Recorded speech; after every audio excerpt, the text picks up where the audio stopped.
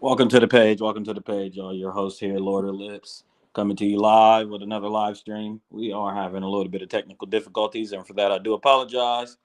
This is just going to be a brief blackout stream here.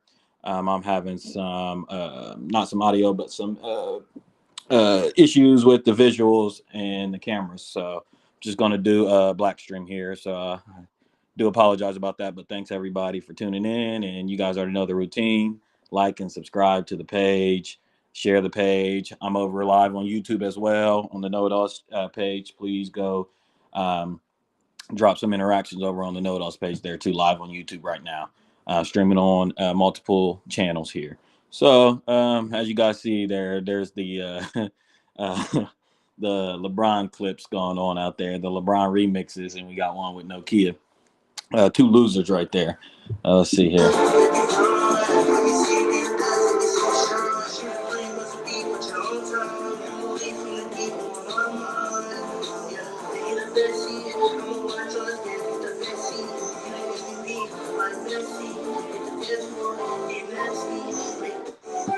I do want to. I want to know something. I'm a little bit curious about something. We talk about a lot of fan bases and toxic fan bases and cult fan bases and stuff like that. I'm wondering where you guys think LeBron James's fan base is. Oh, we got some comments here. I don't know who. Okay. We got some comments here. Well, hello to you as well, Brittany. We got some comments here. He's new to the page. Shout out to you. Shout out to you. Please subscribe to the page. You know the deal. Anyways, people in the chat here. Who do you guys? I think we talk a lot about like the Beehive, the Swifties, the Nation of Drizlam with Drake's fan base, who I think over the last year has demonstrated the most delusional. I mean, people thought that Nicki Minaj and the Barbs and Beyonce and the Beehive were the most rabid, delusional fan base of all time. But I'm here to tell everybody that I think that it's actually Drake's fan base, but also LeBron James's fan base. I'm playing this remix here so I can summon all of the LeBron fanboys who literally, we used to fight in wars. You know, this used to be a country of warriors. But instead, we have now been positioned and enticed to get on our social platforms and defend these celebrities as if it's Fort Knox. So that's what's going on there. So I would go out on a limb and say that LeBron James has the most toxic fan base out of any celebrity there is. It's LeBron James and maybe the Beehive, and then, like I said, the Nation of Drizlam. The Nation of Drizlam, I think they've climbed their way up that chart over the past year. But I don't know. Let me know what you guys think. As you guys know, LeBron James has been the topic of mad conversation over the last few weeks, along with his beef with Stephen A. Smith. And pardon me, I have not recorded for a long, long time, for a little over a month. So as much as I've kept up with the all the news and all the stuff that's going on, I have not been able to give my thoughts on it. But a few weeks ago, LeBron James had an interview with Pat McAfee, where he really went on a tangent about some of the criticisms that he has been facing over his long tenure, 22-year career. And here's my thing. I don't mind LeBron James getting to punch back, because he has been the butt of a lot of criticism over 22 years. And I don't like the state that we're in. There's two things that I don't like when it comes to this. I don't like the spot that we're in, where media members who get to take shots at these athletes and these performers and stuff like that. The moment LeBron James or Marshawn Lynch or Allen Iverson, or people of that ilk, get up on a podium, and kind of Russell Westbrook comes to mind. When they have some fair criticism of the media, it's like, oh, woe is me when it comes to the media. And I think that's kind of whack. I think that's kind of weak. And I will say, and let me go to my page to see if we got anything going on. I will say I did not mind LeBron James getting his shit off. I think that was inbounds for him to be able to get his shit off. I think it was fair. Now, obviously, some of my critique comes when we're talking about what LeBron James is actually saying. He goes up there and he's talking about Giannis Antetokounmpo, which I think he was using Giannis Antetokounmpo really as a shield for himself. Um, and he says Giannis Antetokounmpo would be able to score 250 points in the 70s and 80s and all this shit. And it's like, yeah, that's cute and dandy, but Giannis Antetokounmpo can't make a shot. You know what I'm saying? So, like, let's just discuss that. Let's talk about that. And there's a little bit of hyperbole that LeBron James was obviously using. I mean, we don't think Giannis Antetokounmpo was able to score 250 points, but I mean, he would have been a pretty good player, I would imagine, in the early stages of the NBA. But that's to discount all the evolution, all the science, sports medicine, and all the evolution over the last 40 years too. So I think it's a little bit. Here's the thing: I've always said LeBron James doesn't seem to have a hold on the what Mr. Bryant, rest in peace to the Bean, referred to as Goat Mountain. So Kobe was really, really, really tied in to Bill Russell, Jerry West, Oscar Robinson, Kareem Abdul-Jabbar, Magic Johnson, even Michael Jordan, who's very, very elusive in this field. Kobe seemed to have access on demand to these people, and there was always a mutual respect between the late greats or the great players of the past and Mr. Kobe Bryant. And I think that kind of has been lost on LeBron James. He hasn't seemed to be able to keep that level of respect with the OGs in the game, and I think a lot of that stems from his situation where he has hopped from team to team to team and built these super teams over the past decade. I was saying yesterday, I think it's really funny. It's very interesting that LeBron James hasn't gone without a super team or been working towards a super team since I've been in high school. I mean, we're going on the better part of 15 years since LeBron James last has not been working towards a super team. So from 2010 to now, the man has been doing everything in his power to have a super team. So there's that, and then the whole beef between him and Stephen A. Smith blows all up. And listen, guys, if you followed me, I'm not real wild about Stephen A. Smith in the slightest. And I mean, I think some of his points and angles that he even is debating or arguing with LeBron is pretty weak. I always find it interesting that they put these scared to death Negroes um, in these positions to, like, why Stephen A. Smith gets a response. Now I know we don't LeBron James hasn't never acknowledged any of Skip Bayless's critiques or criticisms, and I actually like that.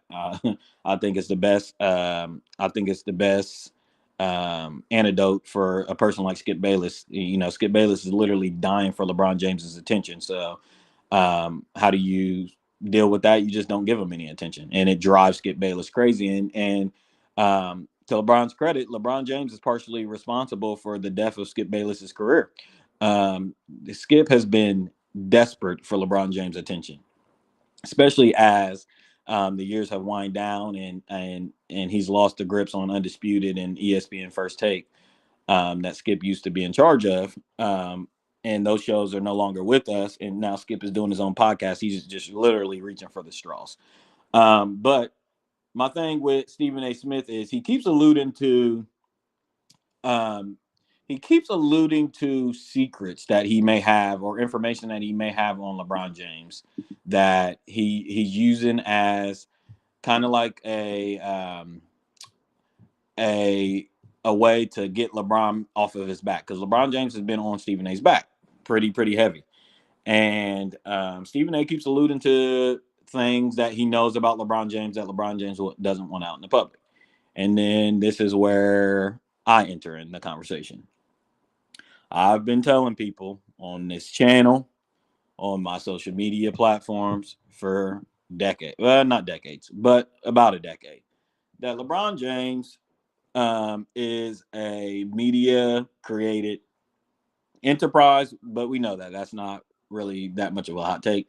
Uh, but there's a lot of rumblings about some of the dirt that LeBron James has done. Um, and I'm wondering how much Stephen A is alluding to this.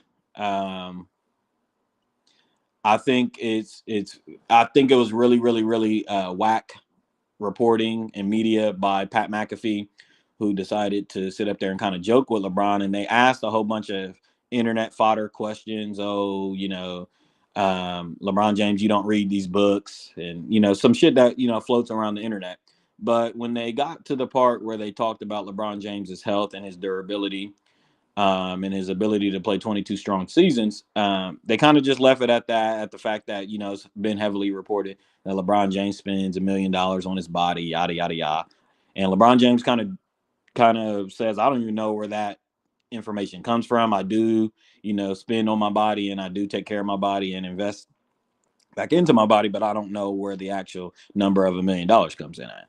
Well, Stephen thinks that number comes from the biogenesis lab that was reported back in 20, what was that, 15, where not only was LeBron James listed, but Savannah James was listed, and I think it was Maverick Carter was listed um, as receiving these health HGH essentially. And now, LeBron James was never really tried on this. They said they investigated, and it seems to come back clear. And that, I guess, the people that were purchasing it just so happened to be LeBron James's business partner and his wife. And then no one ever thinks that that has any association to do with LeBron James. And I think we just don't even try to look further into this. And I've been under the proponent and saying for years that LeBron James obviously is the face of the NBA, the National Basketball Association, and it would be, the NBA shooting themselves in the foot early on for them to have exposed any wrongdoing of LeBron James with really anything. Sort of like we all know the situation with in the '90s with David Stern and Mr. Michael Jordan, where I think in 2025, it's not a hot take to say that we all know Michael Jordan really actually didn't retire per se. It was a forced retirement. And you may ask, well, what do you mean by that? But if you kind of know even a little bit of the story is Michael Jordan's a known gambler. And I don't just mean on FanDuel and shit like that. I mean, dealing with the mafia, dealing with Atlantic City, um, all types of stuff like that. And this was reported on in The Last Dance that Michael Jordan got into a little bit of trouble, and fell a little bit behind in owing people and writing checks and stuff to people that were closely associated with these avenues and stuff. And then Michael Jordan's dad turns up missing for a few days and then found dead shortly after. And this all isn't a coincidence. And I say that to say um, David Stern decided to, they really had to discipline Michael Jordan, but he was the face of the league. I mean, he was making them, trillion. Michael Jordan, there's not an athlete or a celebrity, maybe outside Michael Jackson, where their market share in their industry was as big as Michael Jordan's was in the National Basketball Association, as far as what they bring to the table and how much they make this company through merchandise, ticket sales, sponsorships, all of those things there, TV deals. Michael Jordan was that. So obviously they go about a fake retirement, where Michael Jordan is forced to retire for a little over 2 years. Um, Hold on one second. There we go. We're back up. And I say that to say this is what the NBA is faced with the LeBron James and the PED allegations. It seems to me that it was not in the NBA's best interest, or ESPN, who partners heavily with the NBA. It wasn't in their best. I miss the days where, do you guys remember 60 Minutes or sports investigation journalism? You used to have E360, 60 Minutes, all of those platforms on ESPN, where I got a comment here. Shane says Conor McGregor was that to the UFC. Yeah, yeah. I don't know to the extent. I'm sure because it's a smaller market, right? It's a smaller market with the UFC than what it was for the NBA. But I think Jordan and them is a tier above that. But his point is well taken that Connor was big to that company as well. And I'm glad you brought that point up. Is that Connor was a big deal to the UFC, and we know for a fact that they were bending rules for Conor McGregor and certain things that Conor McGregor was doing, even in the same vein of what I'm alluding to with LeBron James, with Conor McGregor and the testing and all that stuff that goes on in the UFC. They were willing to bend a little bit of rules to get Conor back up into this ring. So my point being is that this isn't new across industries. This isn't new across any business field. This isn't new in the world of economics or in the world of sports and entertainment. This isn't new. Um, so I think as we continue to march towards a LeBron James retirement, as he gets older and older, not only are we seeing some of the onion being peeled back on LeBron James, who he actually is, and I'm not saying that in a negative uh, derogatory way. Um, I'm saying it in the sense that LeBron James has always been protected by Clutch Sports. Rich Paul and them have done a great, tremendous job as far as LeBron James has had tier one marketing since he came into the league. You guys remember the "Become a Witness" slogan, with the powder toss that would be all on the buildings, the whole King James moniker and the logo with the King James thing. LeBron James has maintained tremendous marketing through Nike and his team since the very beginning. And one thing we know about LeBron James, which is heavily reported, is that he's managed to have a unblemished career so far when it comes to off the court issues. Even Kobe faced off the court issues. Michael Jordan, like we said, they climbed to clean Michael Jordan stuff up. They let. I mean, I mean, I do think that the NBA and other partners and the Lakers and stuff like that did step in for the Kobe situation, but that kind of went off the rails. There's so many stories about Shaquille O'Neal that's been covered up. Charles Barkley threw a man over the balcony. There's a long list of these things, and I say that to say LeBron James, outside of the decision, which he talked about this on Pat McAfee, that he felt like they were reaching for straws and that they needed something because he had such a clean image up to this point that they used the decision as a blemish on his kind of his image. They needed something to kind of dirty up his image a little bit, which he's partially correct about that. Now, I do think he was looking at that a bit short-sighted. He was looking at that a bit short-sighted because I mean he didn't really address the fact that yes, you did raise money and stuff like that, and that was really nice, and this was your college experience, but you did also, for the first time in any sports entertainment history, go on to national television with the world watching and break the heart of your hometown team, to announce that you're going elsewhere. You know what I'm saying? And not only did you do that, but this was during a time where um, he could have he could have opted in and then a sign and trade. Now we know that it's been heavily reported that there was some funk between him and Dan Gilbert, the owner of the Cavaliers at the time. So I'm not saying LeBron James would have done that, but that was an option on the table, especially at the time. This was well before Dan Gilbert's letter that had came out where he criticized LeBron James and all those things too. So I'm saying in the eyes of the Cleveland Cavalier fans and stuff like that, he betrayed them and he left them to rot for dead, and he literally took their franchise from a 66 win franchise to the bottom of the NBA in just a matter of literally a decision. So I think he was a little bit short sighted in his point on that, but nonetheless, my entire point, wrapping this up, is that um, you see this with athletes as they get older into their career and more established into their legacy and stuff like that. You start seeing a little bit more of their truth. I even remember seeing this with Kobe Bryant, God rest his soul, before he passed away. Those last few years, his press conferences, even interviews and stuff that he done outside of the media, you've seen a different side of Kobe that was a little bit more true to who he actually was.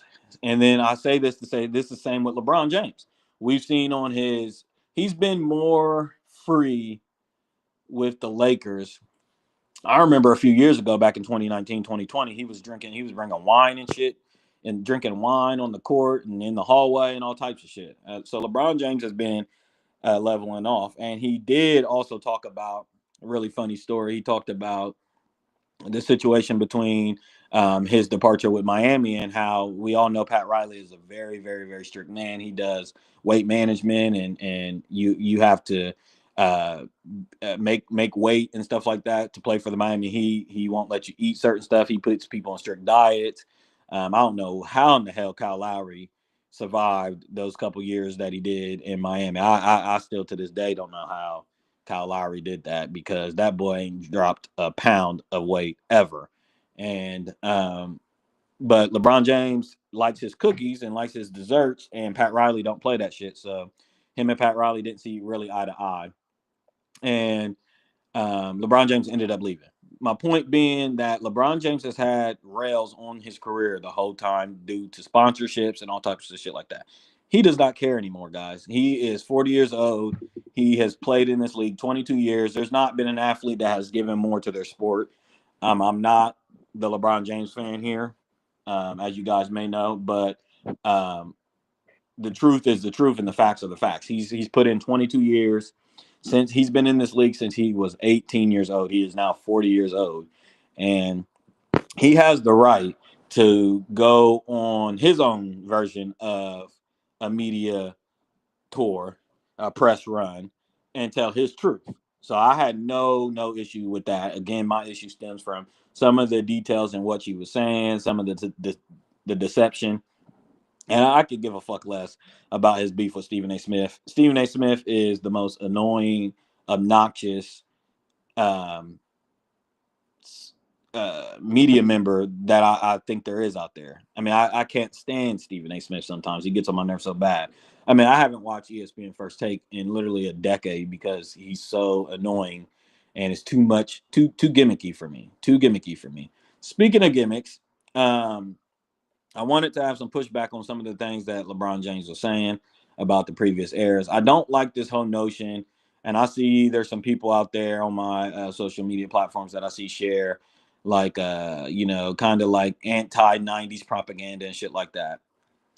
Okay, guys, here's the fact of the fucking matter. You can share all your videos. You can share that Michael Jordan couldn't shoot in the 80s. Now I'm hearing narratives that, oh, people only act like Michael Jordan had only, his 6 years only count. But what about the other 9 years? And all of this dumb shit. No, here's the thing, guys. Here's the fact of the matter. What we know is that that was the golden era of this sport. So say what you want. Y'all can talk about skill and dribbling and all these 3-point shots and stuff like that. But guess what? It's not translating over into fucking ticket sales. It's not translating over into sponsorships. It's not translating over into views. Y'all can dribble, y'all can cross over, but guess what? Less eyes are on y'all. Less people are watching. Less people give a fuck. And you know what? What else? The NBA and sports in general have tried everything in their power. They've been on a whole, literally since the Duncan, Kobe, KG era, since they retired, the NBA has been on a tirade of trying to convince us who's great with their aficionado stat keeper people that tell you every single day in a ticker that somebody broke some sort of arbitrary record that we didn't know was even a fucking record. I mean, who the fuck cares that this player is the first player with 2,500 points, 1,500 assists, and 100 steals? What kind of arbitrary stat is that? And what kind of record is that? Who even keeps track of these records? You know what I'm saying? So the NBA has tried desperately since 2016 to convince us to keep us watching our television with this damn sport that was going down the hill fast, because that era, the 2016 era, we were having to survive the super team era, which was facing a lot of backlash at the time. Because if you guys remember, the Golden State Warriors and the Cleveland Cavaliers were so damn top heavy. No one else actually had a chance. I mean, you had the Houston Rockets and stuff like that, but nobody actually thought that they were going to win. I mean, come on, it's James Harden. My point is that part of being a great player, part of your legacy, is how you leave your sport and what condition you leave your sport in. And Mr. LeBron Raymond James, is not leaving the NBA in the best condition. Curry is partially to blame too, although I think Curry has been a band-aid for this league. Curry actually broke this league due to his actual play. He ruined basketball with his actual play. It's a copycat league. Everybody thinks they can shoot from 30 feet now. But Curry is still very, very, very box office, very, very fun to watch. The Warriors games are always the highest rated, highest viewed games of the season. It's been like that since Curry's been on his Curry flirt.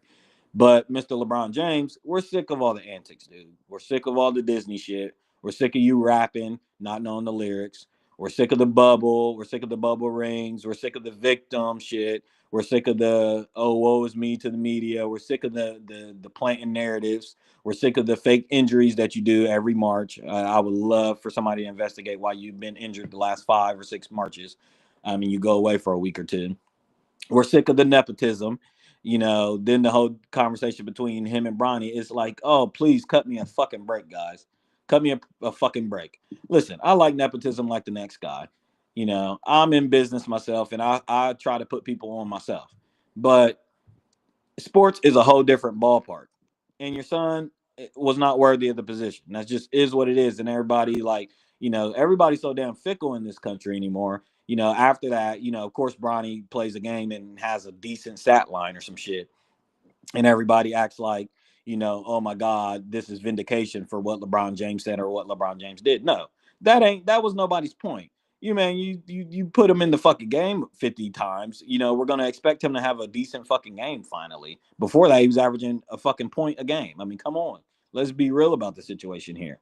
The point is, he's been allotted opportunities and placed in positions that he has not earned. That is everybody's sole fucking point. So save all the details for somebody who gives a fuck. I don't, you know.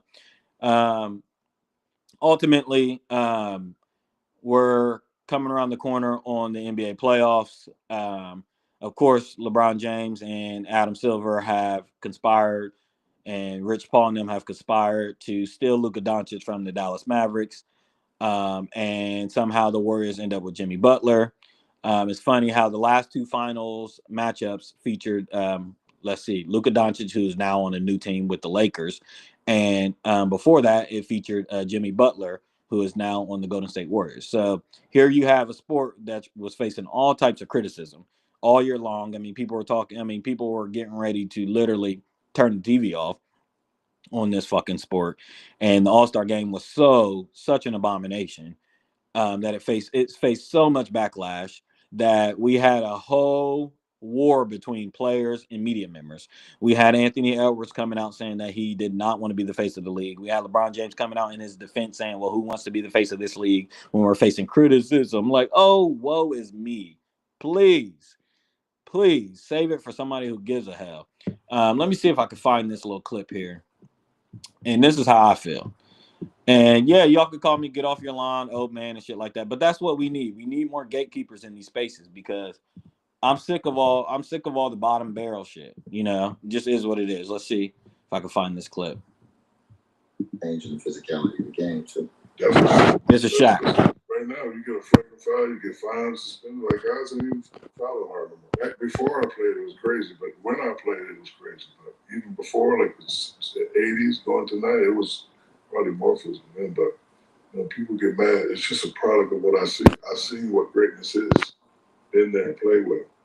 I don't see that all the time over here. So you want me to be the same product you're giving them? That shit will never happen. You call it hate if you want. But even with the word hate, like these kids that like to throw that word around. You ain't fucking great, and I'm great. How the fuck can I hate on you? That don't make no sense. I'm in the building. You're not in the building. So how the fuck can I hate on you? People say Charles and I, we're ruining the game talking about the product. Because the product is shit. It should be greatness. Like, Boom. That's that. There you have it.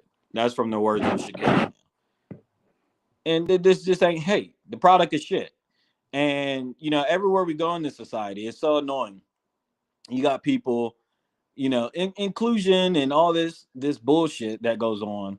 It really, really, really, really diminishes actual talent, actual ability, um, actual high quality product. Because we live in a society, we live in the the what is it called? The everybody gets an award, participation trophies society. That's the society we live in, where everything all is accepted. And oh yes, why can't he do music? Why can't he do this? Why can't he do that? And I get that fundamentally. I understand what the merit of that is, but that kind of ideology gets hijacked by movements. It gets hijacked by certain things. It gets hijacked high and low from certain people. And then you end up with, people like Boss Mandilo. That's how this shit happens. And then you end up with people like fucking Ben Simmons, who's stealing all types of money, $200 million from all these NBA teams. You know what I'm saying? And what does that do? It ruins the product. It ruins the fans' experience, and it ruins the whole sport, and it ruins the whole entity. And that's what we have across all avenues in this country. It's too much inclusion. Too much inclusion, man. No one has to go to school to learn anything. You don't need any qualifications to do anything, which we understand that. Is that true freedom? I don't believe so. That's personally that's not how I believe. And speaking of which, this kind of segues me into my next topic, which is, and I really, really, really, really, really even hate to shine light on this person here, but it shines. I mean, it segues into Mr. Kanye West, who has become. I mean, if his goal was to become the most annoying celebrity in 2025, he has accomplished that. Um, and the thing that I love the most is how well we're coming together to ignore his music. But I can't wait to the day that we get together and ignore him as a whole. And it hurts me to say this. It hurts me to say this, Mr. West. Really hurts me to say this. But his ability to try to garner up the attention that he garners is so beneath him I mean, I've seen a lot of celebrities come and go. I've seen a lot of high points. I've seen a lot of celebrities kind of be washed up. I mean, the list goes on and on.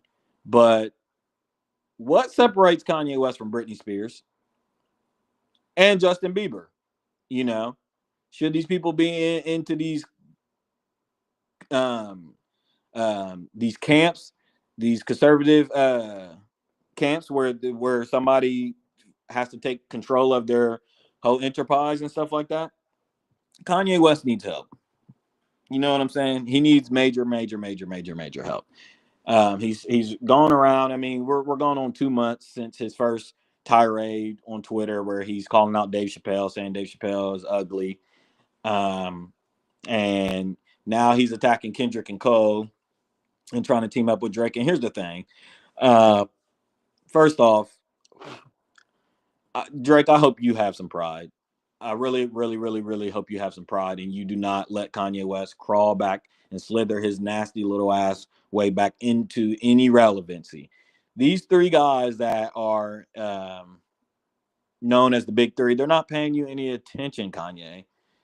The only thing we want to do is get you in the nearest medical facility or nursing home. You are done.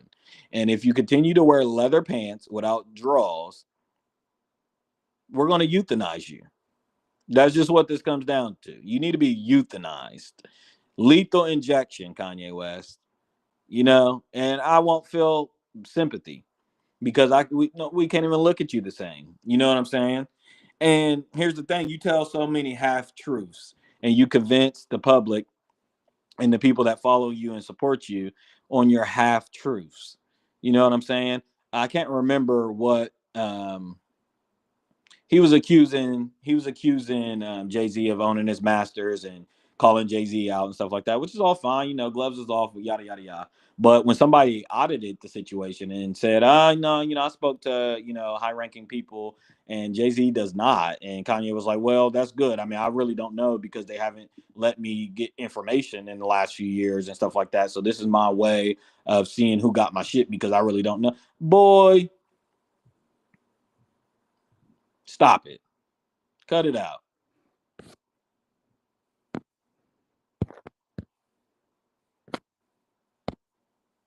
Cut it out. I had to check something. So here's the thing: Kanye West really, really, really needs help, and I think that he believes that his version of getting help is attention and power. He's so power hungry and such an attention seeker.